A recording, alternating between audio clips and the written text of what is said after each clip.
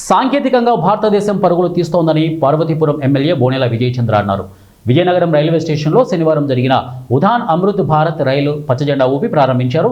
ఈ సందర్భంగా బోనెల విజయచంద్ర మాట్లాడుతూ మోదీ అధికారంలోకి వచ్చిన తర్వాత సాంకేతికంగా భారత్ ప్రపంచ దేశాలతో పోటీ పడుతోందని చెప్పారు. వందే భారత్, అమృత్ భారత్ రైళ్లను సొంత టెక్నాలజీతో రూపొందించినట్లు పేర్కొన్నారు.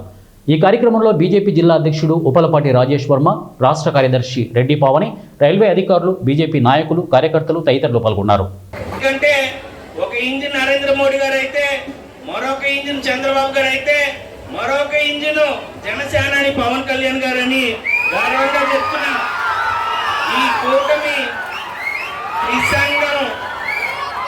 త్రిసంగం ఎంత పవిత్రమైనదో ఆంధ్రప్రదేశ్ ఉన్న 3 కూటములు, మన కూటములు కూడా అంతే పవిత్రమైనది. రాష్ట్రాన్ని, ఈ తెలుగు జాతిని ముందుకు తీసుకెళ్ళడం కోసం నిరంతరం ప్రయత్నం చేస్తుందనే విషయాన్ని తెలియజేస్తున్నాను.